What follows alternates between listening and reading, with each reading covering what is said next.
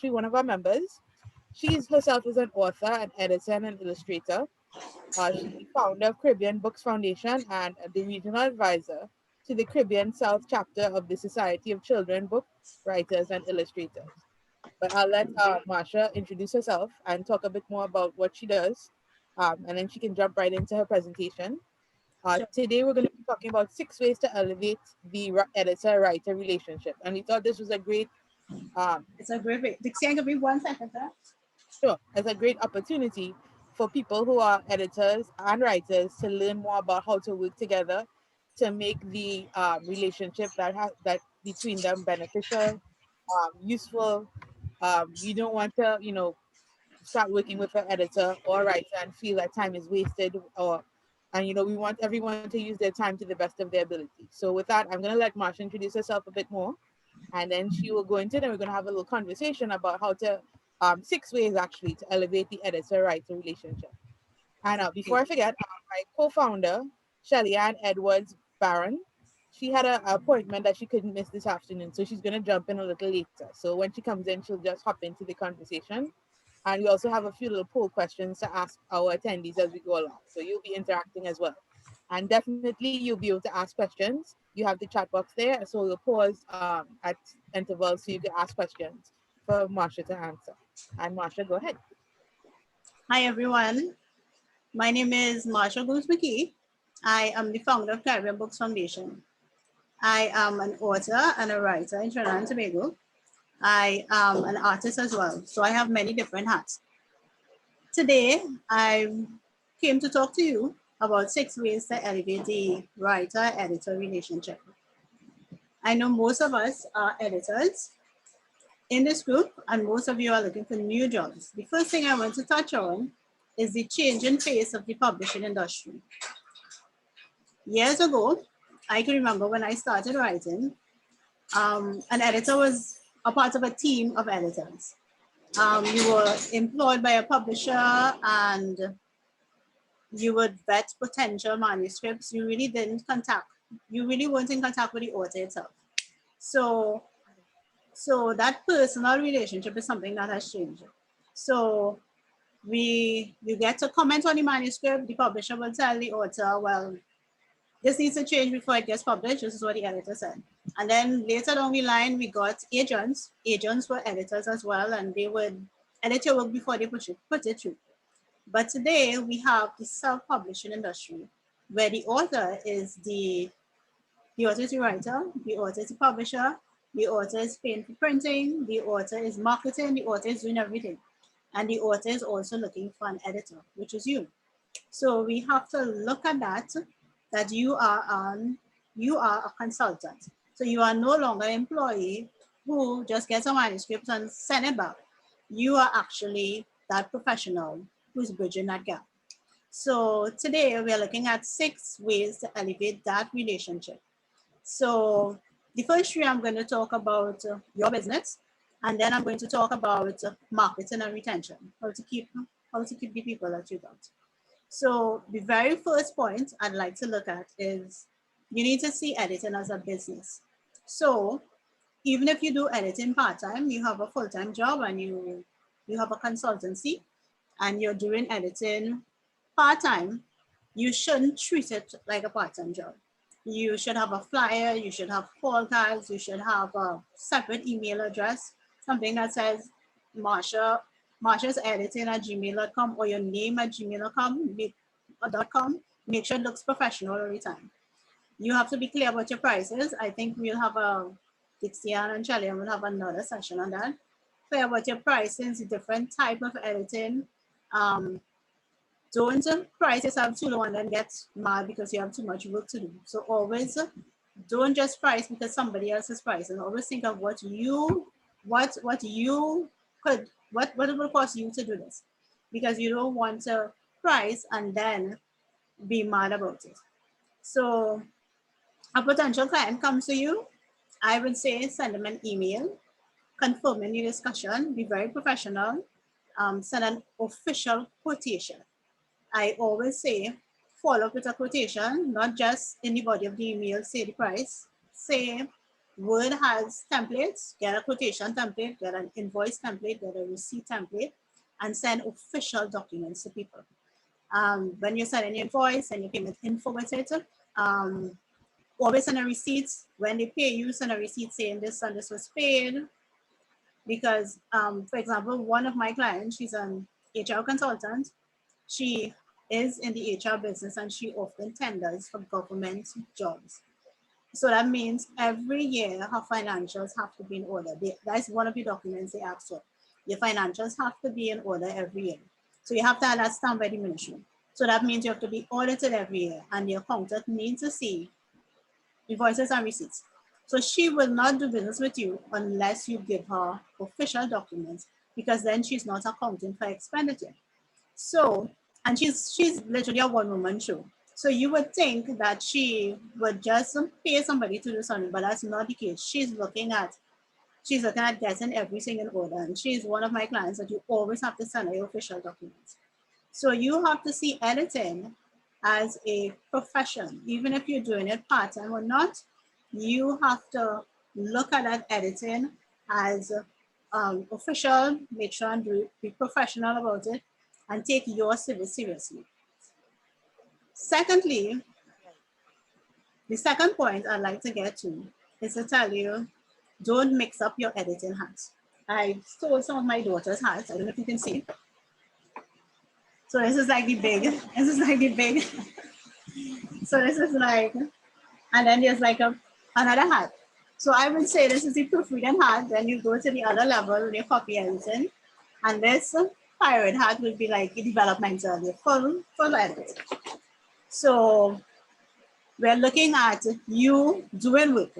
So I always say, somebody asks for a quote, you send them a quote. They want a proofread, send them a quote for proofread. You give them a price, you agree to proofread. When you get that to proofread, don't do something else. Don't give them more. So on one side of this, you have the writer might ask for something more. The writer is paying for proofread, but they are actually asking you copyright and developmental editing questions on the side. What do you think about this? What do you think about that? I always say, I can do that, but it's a cost. Would you like me to send you additional quotation? And sometimes they say yes, sometimes they say no, but at least you say you are valuing your work. So you're not giving something free. So that is one very serious part in editing. People always ask for more, and it's Trinidad, and sometimes they might even ask you to do a better reading or a sensitivity reading, is that they always mix up what editing is. So you have to be able to say, and that is why you send a quotation. You say, this is what you're doing, and this is the cost for it. So you could go back now and say, well, this is what we agreed to, and this is the cost. Usually, if you just have a telephone conversation, it wouldn't be so much, people will forget what you say, people will forget if that's the decision you make. But when you have it in writing, you can always go back and say, this is what we agreed to. Or you can say, as per the quotation, and then on the quotation, sometimes you can always list your other services. So you can tell them, this is what I'm doing for this price. And if you want other services are available, and you list the other services are available. So we're looking at don't mix up your editing hats. So the next side of mixing up your editing hats comes from you, the editor. Sometimes there's an inner editor and you just can't help yourself. You're doing a proofread and you're seeing they need a copy editor and you're saying, you know what, I'm gonna give them a little extra, put a little comment in. And sometimes some writers, they only want a proofread. I always tell people there's some writers say to you, it was edited before, I know, but and I went through it again, I just want somebody to take a new look. That might be true. It might have been edited before, or it could be just their way of telling you they don't want you to interfere with the work. All they want you to do is a proofread. So you see, a lot of people get that statement. See that statement when they say it has been edited before, and I want to edit it again. That doesn't really make sense. But you need to just say, okay, if it's a proof you want, I'll proofread it and I'll give it back to you. Because when you start editing their work and sending back comments after comments, then they've labeled you as being troublesome and not given exactly what it is you're asking for. So you have to remember, just cut it one time. Or if it is you really, I know sometimes there's an instance where you really, the book is a wonderful book and you feel that by saying something you will do it. So let me give you an example. My very first fantasy romance book, I I had a proofreader. I'm an editor, I'm a writer, I'm an artist, I'm everything. So I went through my book. So I had a proofreader. And he called me and he said very politely, very nicely, he said the job is completed. And then he said, are you open to an editing suggestion? He didn't put the editing suggestion in the book. He said to me personally, are you open? And he said, don't feel bad. He said, I wouldn't feel bad if you say no. But I was quite curious because before I write, as an artist, if I'm doing a new world, I actually draw out a map of the world. So I know left from right. And if it's a building, I literally do the schematics. I'm very so I know the left, this is on this floor, that is on, and I love research. So I was like very curious to say, what's in the world is mine to find that, and very politely said, are you open? I said, yes, of course, tell me. So he said you're very he said you I'm seeing internet connection is unstable. I hope I'm going through. He said you explain well. He said you have vision, the imagery is wonderful. He said the book, I love the book.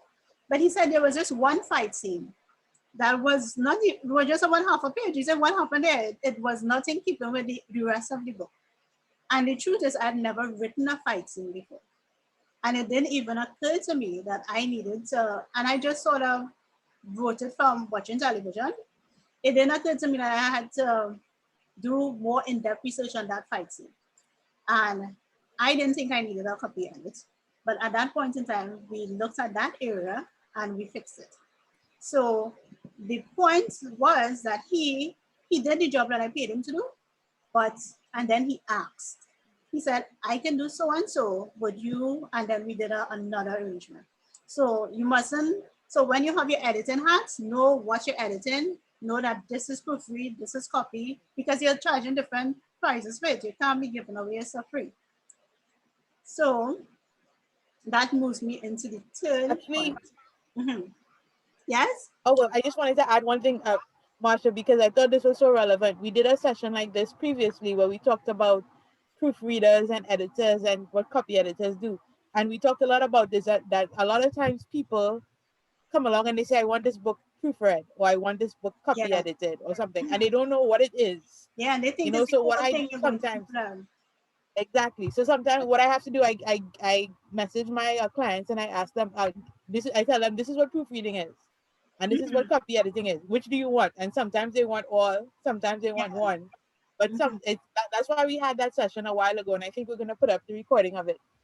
So everybody will be clear on what each of these editing hats are. Like I like your use of the hat metaphor. So you Mhm. know what hat I want you to wear when you're looking at this, and not just this kind of general vague thing they might have in their mind. So I really like how you brought that across. Yes. Okay. Yeah, Yeah, that's an important issue when editing. You have to right. be, you have to, and you have to stand up for what you're doing. The third issue Exactly. I would say is set clear boundaries for yourself and your clients.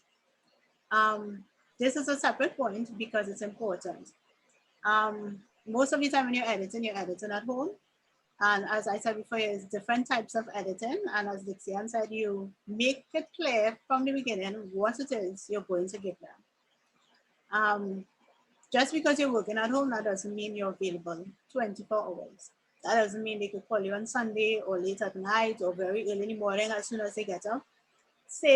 I always say to people, and I even add it on my invoice, my working hours. Now, if you call me outside of that, I could either answer you or don't answer you. Okay, I would say if I'm writing or if I'm designing, I tell people I will not pick up my phone. I usually leave my phone in next room because I don't want to pick it up because it interrupts me.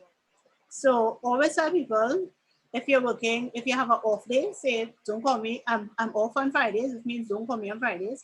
So you're working like that. And the next step for setting boundaries is another issue I have found that if an editor, as an editor, the writer doesn't always have to take your comments. So if you're in a particular situation where you're recommending something and the writer does not want to implement it, as an editor, you should be able to, and I have done it, to say, this does not put me in a good light. Yes, the final job, you already went to the job, you get paid for the job, but there are certain things in that book that you know that you wanted to change and they didn't change, then it falls back on them. I have asked persons in the past, do not list me as the editor. Because if you list me as the editor, people will think I'm crazy. So you have to also have that standard where, and I also do it in designing. If you have a font that's crazy and a picture, I reach the point that that's what you want your client, I'm giving you what you want. But I say, do not list me as the editor. And that is a boundary because remember that is your work and it's puts your standard in a bad light. Because they will say like, how Dixian didn't see this? How Dixian, they will say stuff like that. So you can agree to disagree and move on. And just say, don't list me as the editor. Yes, I did work for you.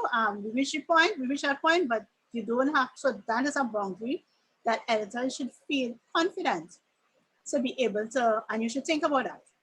If that book is not to your standard, don't just say, oh gosh, say, don't list me as the editor. We did the work, and I'm good with that.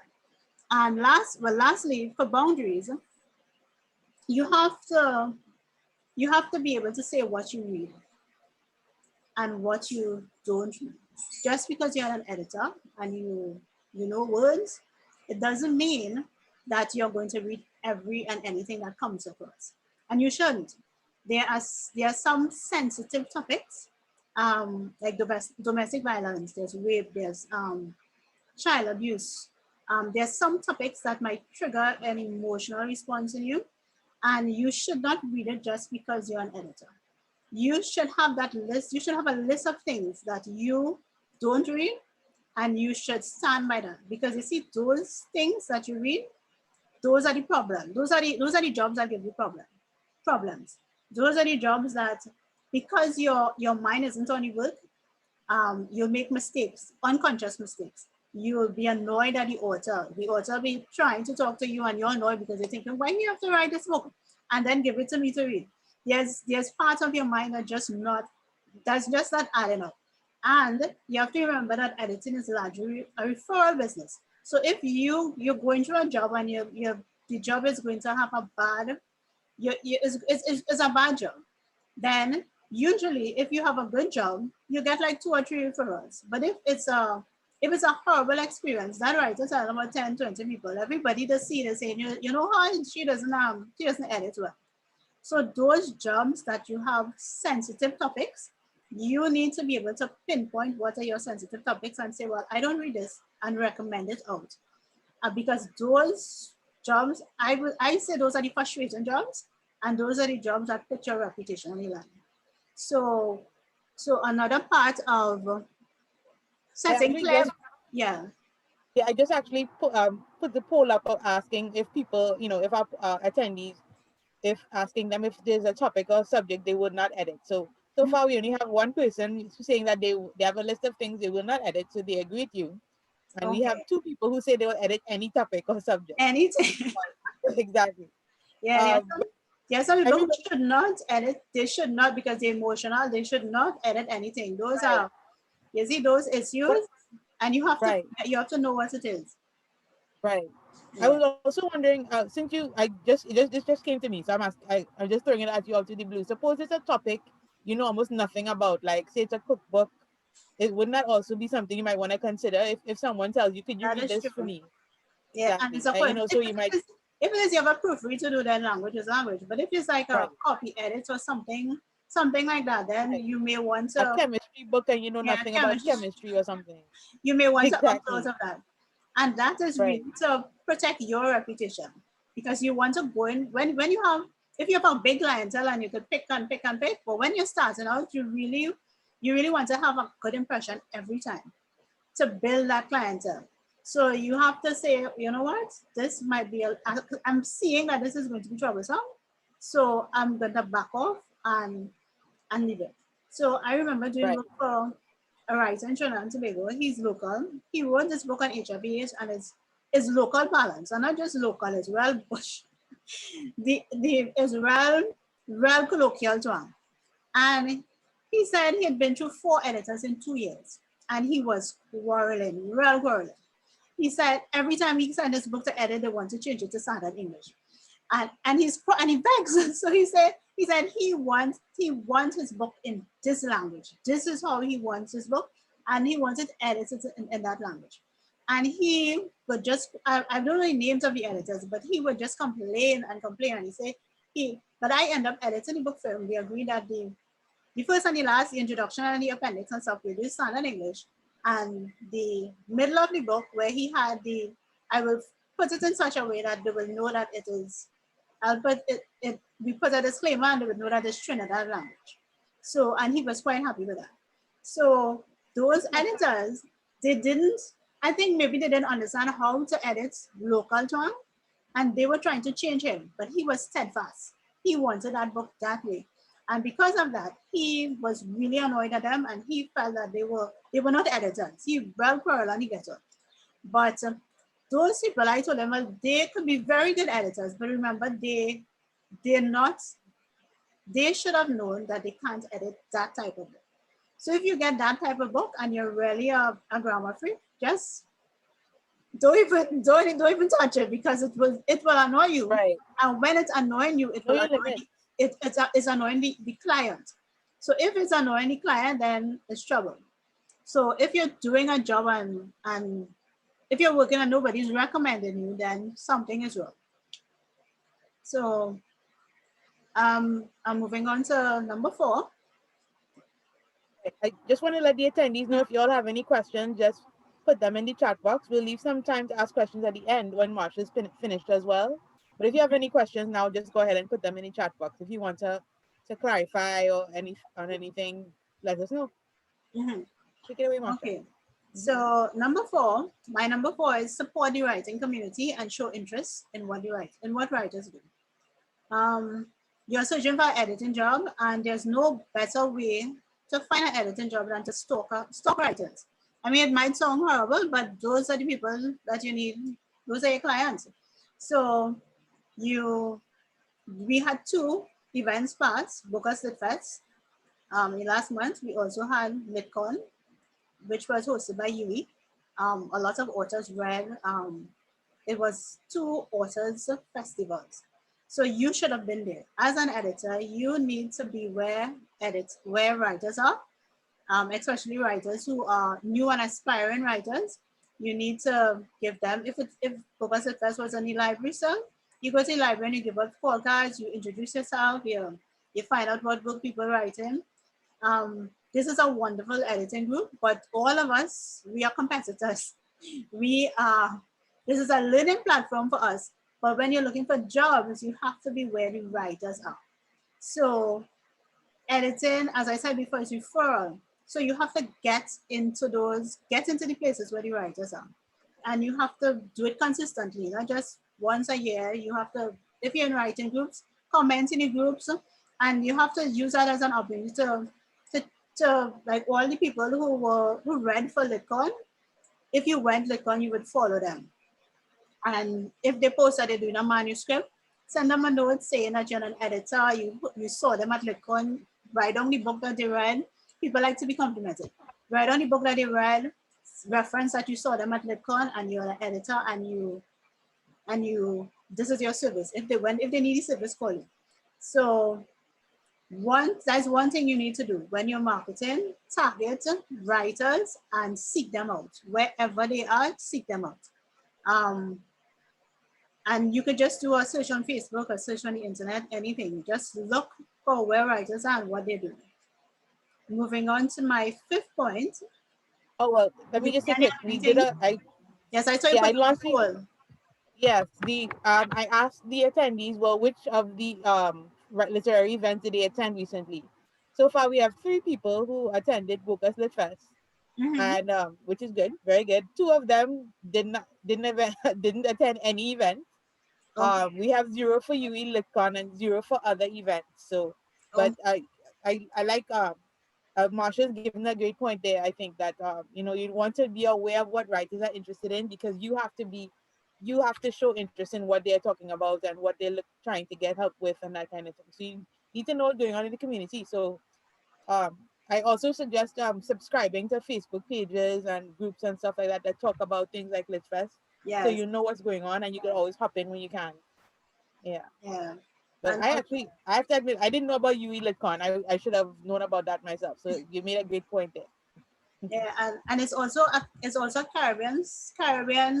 You have the Caribbean as a market. So um, Right. any other country that has a literature festival in Caribbean, just like it, follow them, because at that point you will other writers will be on the page. And because that first person I talk about, it was a editor in Barbados who specializes in romance, and I reached out to him. So it is you shouldn't just think about Trinidad, also think regionally, because regionally the currency is nearly the same, so it might be easier to hire a regional editor than hire a US editor. So they're always looking. So I'm on to the fifth point, which is my secret. Well, I wouldn't say secret, but my is to complement the work of your writers. Um, why is this an important point? I am an editor. I'm also an author. Some writers spend 3 to 5 years writing that manuscript. It's life changing. It's their baby. They're raw with emotions. They don't want to send it to an editor because they're afraid of what the editor would say. Um, they're not at a stage emotionally where they want to get, but they know they need an editor. So they reach out to you, hoping that um, you don't give them the feedback is not too horrible, but they're nervous. They're thinking about it. They're waiting. They're just waiting for your feedback. So sometimes you, as an editor, as a writer, only real feedback, first real feedback, and you could and they're paying you to hear your advice on what's wrong in the manuscript, but you also need to tell them what's good about the novel, because you're trying to you want them to write more. The more they write, they come back to you to edit, and so you want them to write more. So an editor has to find a way to be critical without being a critic, without making the person that they're without making the writer feel bad, because you're developing something in that writer. Before is maybe the agent was the person who would do that, but the writer needs support, the writer needs help, the writer needs people on their side. So if you're going through, you might have a lot of things you have to change, but I always try to find one thing in that novel that really, and something genuine, not something fake, something genuine that touches me, and I put a note in in the comments, a surprise note, so that when they're going through and they say, what, change, and when they reach that note, they'll smile and they'll relax.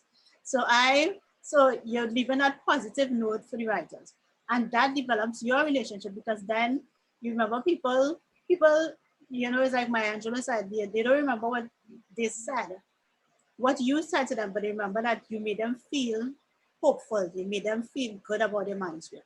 So they will keep coming back to you because they want to feel that way. So you have to find some time in that interaction with that author to leave a positive note.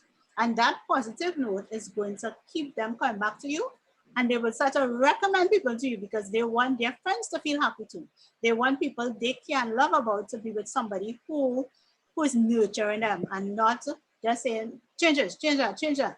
They want somebody to nurture them. And that is, I get a lot of referrals because people say, oh, but she's nice, she will treat you nice.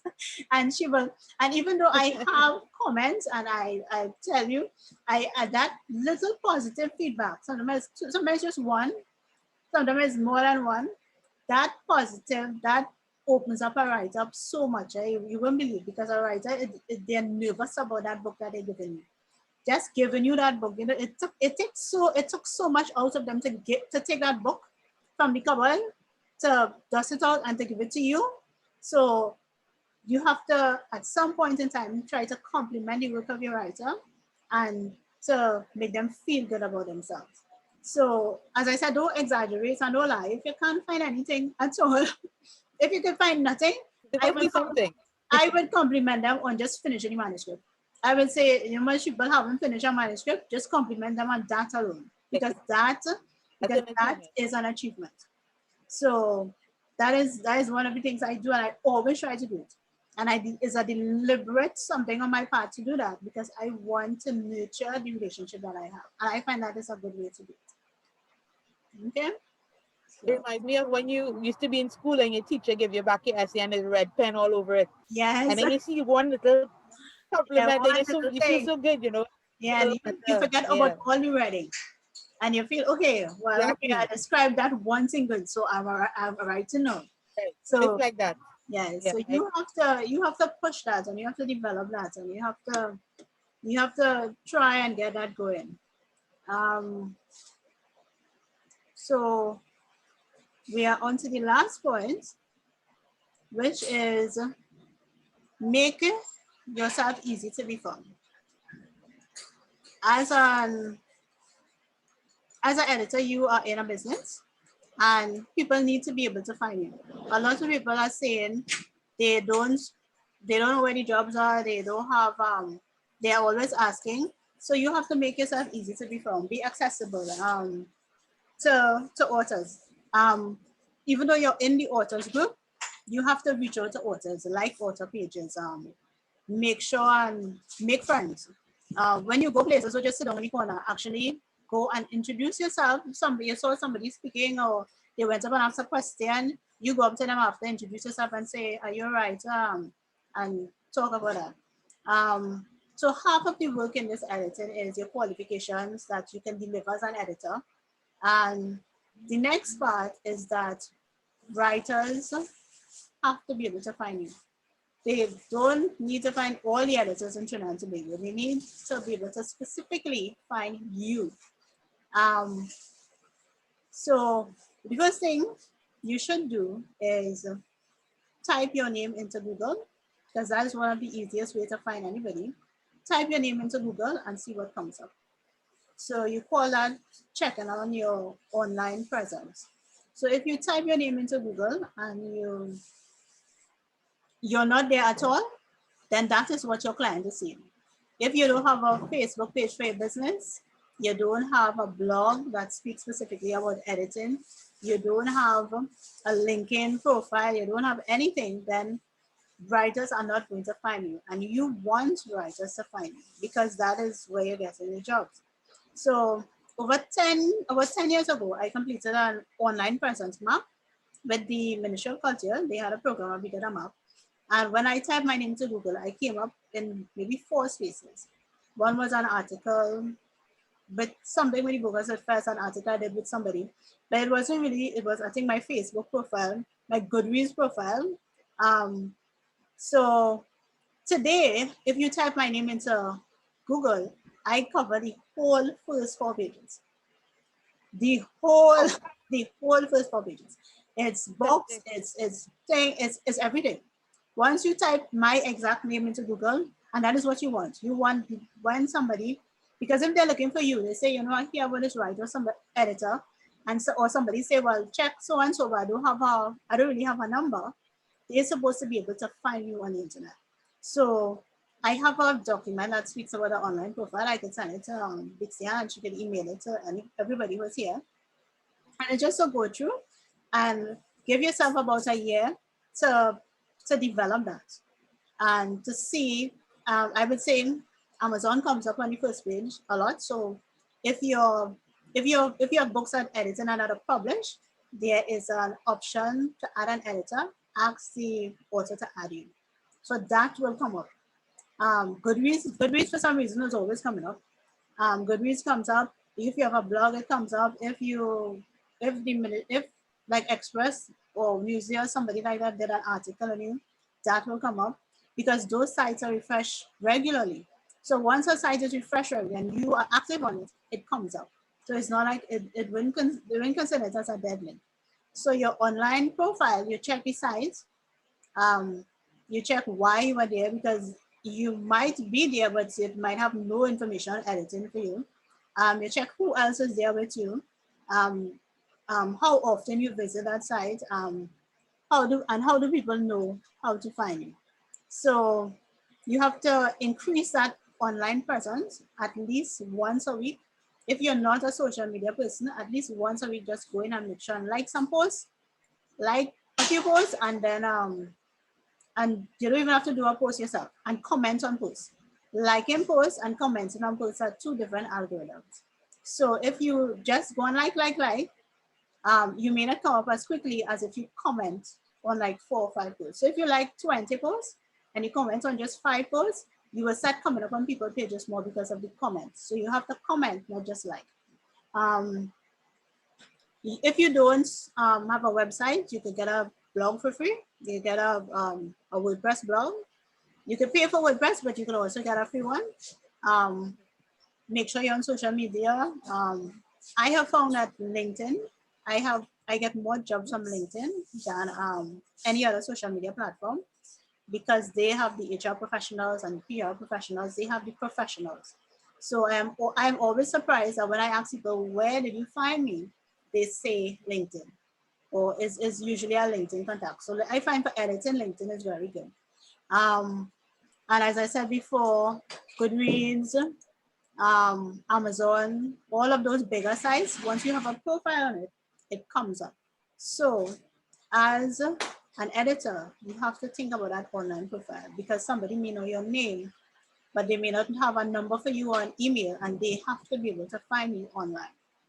So those are my six key topics when you're working, when you decide to be a professional editor. It's a lot of work, but at some point in time, you will get there and you will have clients that look for you maybe 3 4 times a year, and you can start the business really good. So Dixie, we have any questions? Yeah, we do. I just wanted to add quickly. We have been talking about the next webinars we're going to be having over the next few months, and we have a pretty good idea of what we're going to do up to, I think, next year February. So if any of the participants attendees want to go through a webinar about marketing, we have some great panelists already lined up. I think it won't be until January, but make sure when you get your the email from us on this information, make sure and send us your email if you'd like to get updates about what the next webinars and the dates and times. But I know markets. I love how you talked about the marketing. I think you gave some amazing points that people don't know about. So in that session coming up, we'll spend the whole time talking about marketing alone. So I think that's great. Thank you so much. You're We welcome. have a question from one person. It's anonymous. The person says, as a writer, should I edit books for free to get the experience and to start my clientele? Which is a great question. Aha. I think It is you for free. I think you should. You I wouldn't do a developmental edit for free. I'm sorry. But I will do a proof for free, and I might do a copyright. And it's according to how long the book is as well.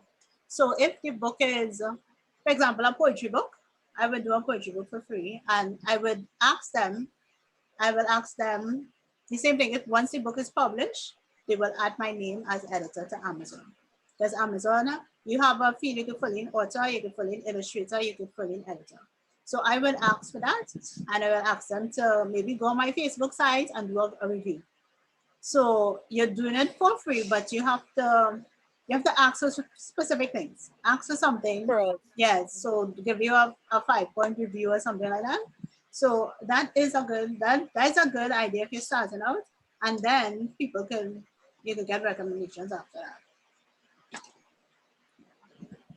Any other questions? Just well, the chat box is open. Just let us know if you have any questions. There's the Q&A section as well. Let us know. True Nick says, can you just list off the topic headings again? The 6 points pass so fast. Yeah, Dixie, and you have those. I put them in the chat, but if you want, you can just go over them again quickly. The 6 points. Okay. Yeah. So the first one I had was I'm trying to remember one. See Oh, editing as a well, business. Yeah, see yeah, editing seen as as a a business. yeah, see editing as a business. Um, then Number two, I don't had mix your yeah, editing I hat. had the hats. Don't mix up your editing hats. Um, I'm going on again. Let me see. I'm going through my document here because I sort of closed it. Oh, that's fine. Well, I could mention this Yeah. one. Set Yes, clear boundaries. set clear boundaries for yourself and your clients. Make sure they know what you're offering. Make sure they know when you're offering it, and make sure you know what you read. And that's for something for you. Make sure you know what you read. Number four, support the writing community. Show interest in what writers do, because at the end of the day, writers are your clients. So you're the one who have to find them and make relationships with them to get the jobs. um, Complement the work of your writers. That's number five, which is which is like a very personal. When you get that job, make sure and nurture that relationship so that you will get references and that person will give you more. Um, and make yourself easy to be found, because a lot of time writers, they're looking for editors, and if you're not easily found, then the person who is easily found will get the job.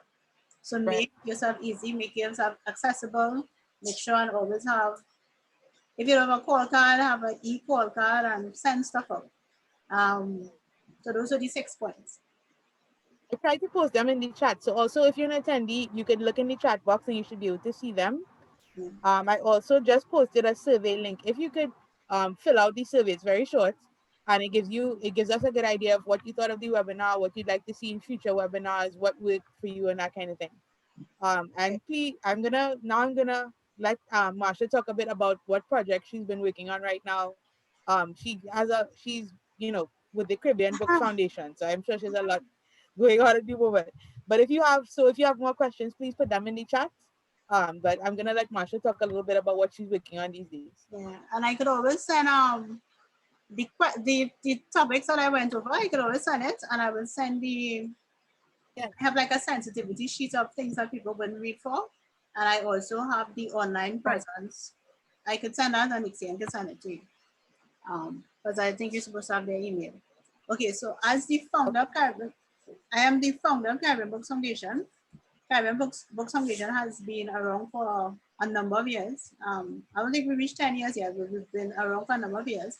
Initially, we were just an online platform that listed Caribbean books written by Caribbean authors. So we're an international platform that connects the Caribbean and the diaspora with Caribbean literature. So you could go on the site and you can find a book written by a Caribbean author. So at the moment, we are moving from that website, because the website is more as like a catalog, it's very static. And we are switching over to a blog, because we want to be able to send out information every week. We want to be able to do author interviews. We are listing books by island. So if you want to know what books are written in Trinidad, you click on the Trinidad link. So we are making sure that the books listed are under, it must fall under a Caribbean country. So you can still search our database for a good book. Caribbean, two of the things that we want to have is our editor's directory and our illustrator's directory. So we will have a page that says these are editors in Trinidad and Tobago. These are, well, not just Trinidad and Tobago, in the Caribbean, and these are illustrators. So we are starting with those two first. So we are launching the sites on the 1st of October, which is the blog, and we'll be doing author interviews every week, and we'll be sending it out. So we are asking you to, I'll send the link. The link will be up on my page, and you could like and follow the blog. And by November, we want to launch the editors and the other directory, so that persons, if you're interested, you can contact me to find out how to get into that directory. And what we will be doing is we will be, through the blog and through our Facebook page and through our Twitter, we'll be pushing the editors hashtag. So in a few months, we would like, if somebody type in editors in Trinidad and Tobago, that blog will be on the first page. So it will be a way that if people are looking for editors, they will come to the page and and they will see. And that that has been, I've been doing that for a while, and it's going to launch. It's going to launch this week, so I'm happy about that. But as it launches, we still have a lot of work to do. We're inviting, I think we have about 300 authors already listed on the site. So we're inviting them to send in information. It's a lot of authors sending articles, sending press releases. We're just going to send out information about every and anything. So that's a blog that you should also follow, because you would have information about authors coming up, people who publish, people who are unpublished, and people who will be looking for work. Personally, I have been writing for COVID. I think I have finished more books in this stay home. First, I was like, stay home. I was quite mad. And then I was like, I have time. So I have completed so many books. I don't know. I think this is my year of books. I have been taking the time to just sit and write because I have to stay with my daughter anyway because she has classes home. So I'm Right. at home I'm working, so I'm also writing. This has been a wonderful writing. So we will have more That's good. Like a information. lot of people, yeah, a lot of people couldn't write because of the lockdown. I'm glad you had the motivation. You feel motivated to Yeah, write. I think I don't know. This was a blessing in disguise. It's on one side it's horrible, but in next side how productive I've become in just. I think it's just to keep my mind off of that off of the fact off of the pandemic.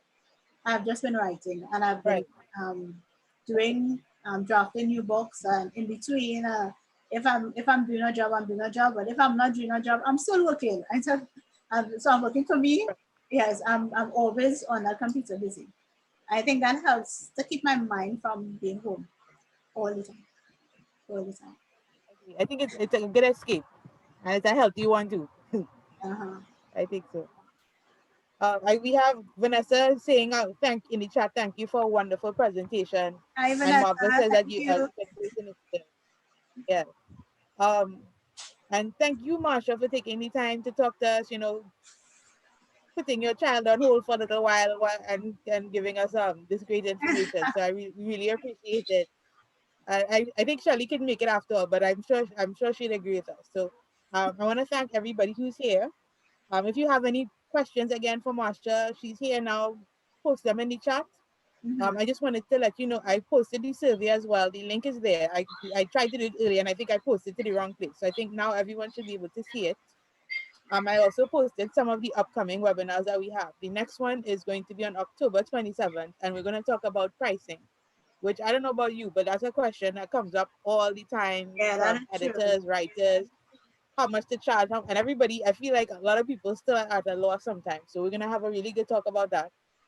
I posted a few more, and I mentioned the marketing one, which is already set for January 26th, Mhm. which again is something I think a lot of people need help with. And I see Marva Mitchell is one of our attendees today, and she's also going to be she's going to be one of our panelists. And Marva is knows a lot about marketing as well as Marsha. So I'm sure we're going to have a really good conversation next time. So I'm going to leave. Let me see. I'm just going to check quick and see if there's any questions came up in the chat. Anything else, Marsha, that you thought that you want to bring up? Um, I think I just want So to she's looking forward to the yes, I just want to tell editors that we are also an industry. There are so many industries in Trinidad, but editing is an industry, a profession, and it's something that we could really build in Trinidad and Tobago. And we can export it to the rest of the Caribbean and even the world. So it's something that we should just tighten up. I love this group, the fact that we are talking to each other and we're sharing each other, giving each other information and sharing tips. So this is a really wonderful initiative. So I want to thank you, Dixia, and thank Shalian as well. Pass it on. right. It's really appreciated. Okay. Well, I know I really appreciate being part of a community. Before you kind of felt like you're by yourself, and Yeah. now we kind of coming together a little more than before, which is great. Yeah. Okay. Well, I am going to, if anyone wants to go over the points, I left them, posted them in the chat just if you just want to review them before I close the chat. Also, there's the survey link and the upcoming webinars. So I'm just going to leave it open for like about 2 minutes again in case anyone wants to review the chat and get the information. But for now, I'm going to say thank you very much for coming. We hope that y'all will be in the next, come to the next webinar. When you get the email after this, it should have the links and the information that Marsha talked about, especially the link to the Caribbean Books Foundation. If you're an editor and you have not joined the Editors and Proofreaders group of Trinidad and Tobago, I highly recommend it. Like Marsha just mentioned, it's a good way to talk to other people, whether you're already an editor and you feel you're established or now starting out, it's a good group I think to join, if I do say so myself. So thanks again, everyone. I'm gonna like I said, I'm gonna leave the chat open for 2 more minutes and then I'll close it. But have a good evening. Thanks, Marsha. Thank you. Right. We saying we everybody saying great points. Looking forward to the next session. Thank you, everybody. Okay.